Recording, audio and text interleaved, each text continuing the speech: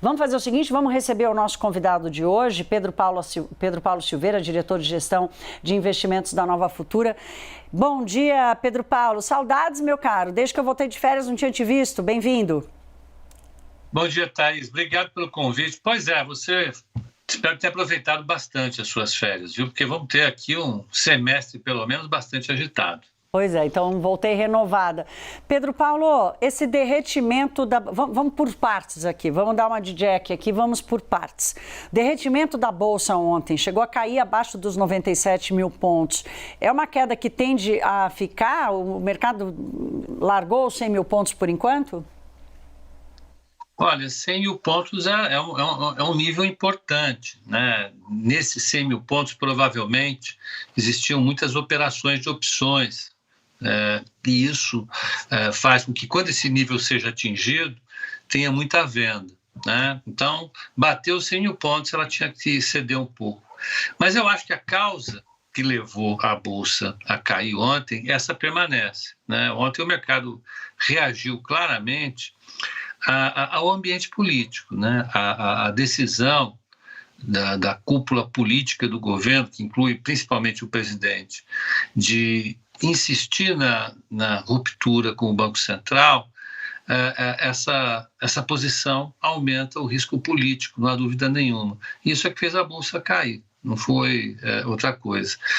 Se essa situação vai se manter, então é provável que esse nível da Bolsa é um nível que veio para ficar, né? A não ser que o governo reverta essa sua disposição de conflito com o Banco Central, o que eu não acho possível. Então a Bolsa deve ficar por aí mesmo. Agora, Pedro Paulo, eu falei agora há pouco, a apuração do Caio Junqueira aqui conversou com os senadores da base aliada do governo, dizendo aqui não, né? O presidente disse, o Senado que tem que cuidar desse cidadão, e a gente está já enxergando o efeito bumerangue, porque há uma tentativa ali, inclusive, de preservação do papel do Senado nessa história. Isso pode, de alguma forma, arrefecer essa semi-blindagem no Senado? Pode arrefecer uma perspectiva dos efeitos das falas e dos ataques de Lula ao mercado, ao Banco Central? É uma esperança que a gente tem em tese, né? Provavelmente o Senado não vai comprar essa posição de encerrar antecipadamente o mandato do Roberto Campos Neto. Essa é a visão que a gente tem. Não há por que acreditar que o Senado, de repente, pule para essa postura de demitir o presidente do Banco Central, apesar de ter mandato para isso. Eu acho que esse caminho não vai ser seguido. Isso pode blindar um pouco o Roberto Campos Neto, mas a situação criada é realmente complicada, né? Isso mostra também a disposição do governo em encampar uma política econômica que seja, digamos assim, mais focada em manter a estabilidade da economia, propriamente dito. É importante para a economia receber um sinal positivo do governo no sentido de controle da inflação e no sentido de controle da política fiscal.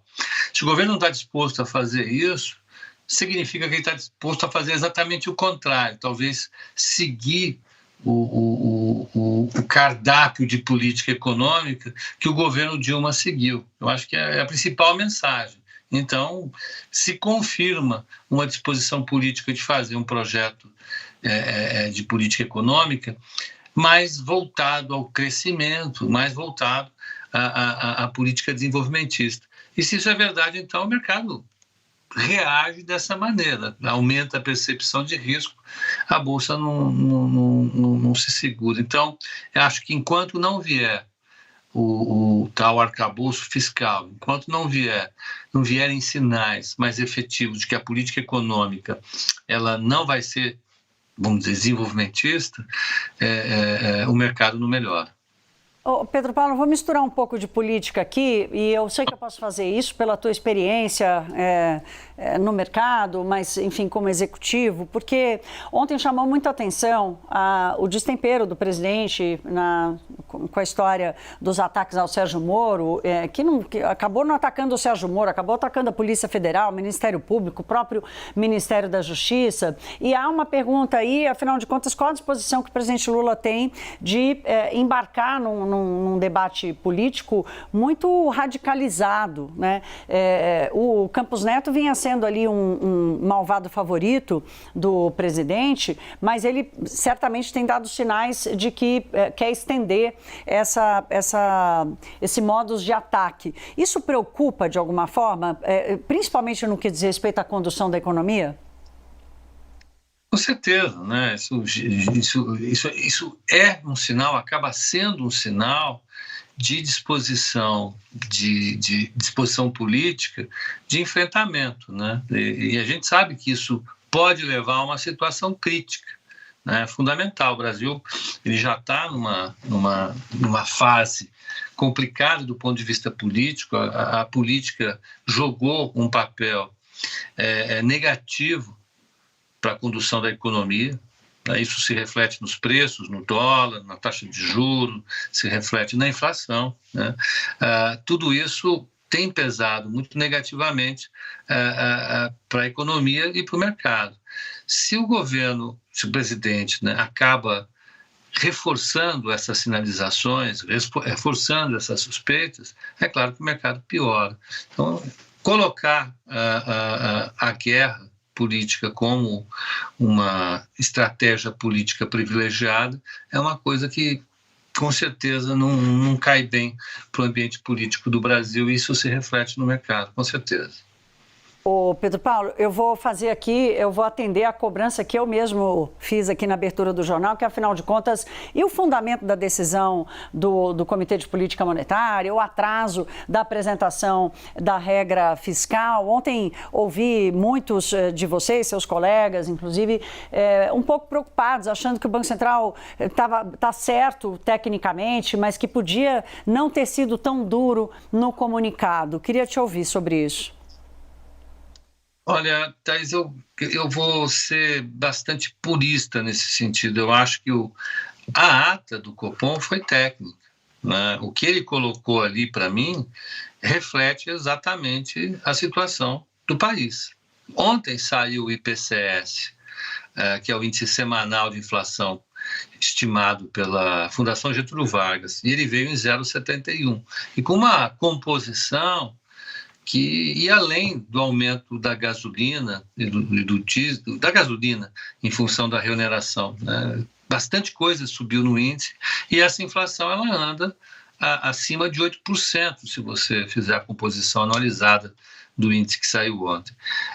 Os índices de inflação têm saído com uma composição que ainda reflete um processo inflacionário disseminado, e isso fez com que as expectativas, de fato, lá para frente piorassem. É o que a ata ressalta de maneira significativa. A inflação para 2024, 2025, 2026, essas inflações estão subindo. Essas inflações são importantes para entender a dinâmica inflacionária atual. As expectativas inflacionárias têm um papel crucial na inflação, e isso mostra que as expectativas estão desancoradas. Isso é grave. Então, está aí. Eu acho que o Banco Central reagiu de maneira bastante racional e, infelizmente, né, se chocou com a agenda política. A agenda política do governo, claramente, é uma agenda que está muito preocupada em responder rapidamente à desaceleração da economia. Então, acho que o Banco Central fez o que tinha que fazer. Pedro Paulo, temos mais um minutinho, menos que isso, mas queria te ouvir. A CVM soltou um dado essa semana que eu acho que é importante. Quase 6 milhões de brasileiros, CPF, pessoa física, no mercado de capitais, comprando e vendendo ativos no mercado de capitais. Essa turma está perdendo e muito. Tua avaliação sobre isso? É hora de esperar para passar o turbilhão? Eu acho que é necessário cautela nesse período, pelo que eu comentei aqui. A situação política ela deve continuar tensa. Isso significa que a gente não vai conseguir contrapor nenhum dado muito positivo. Há uma tendência bastante complicada para o exterior também. Então, eu acho que é um mês de cautela ainda. A gente precisa esperar novos sinais da política e da economia global para manter uma posição mais, vamos colocar assim, ousada, agressiva nos investimentos. Tomara que não desistindo do mercado de capitais, né? Uma ferramenta importante para a economia. Pedro Paulo Silveira, diretor de investimentos da Nova Futura Investimentos. Obrigada, meu querido. Bom fim de semana para você. Para você também. É isso, minha gente. O CNN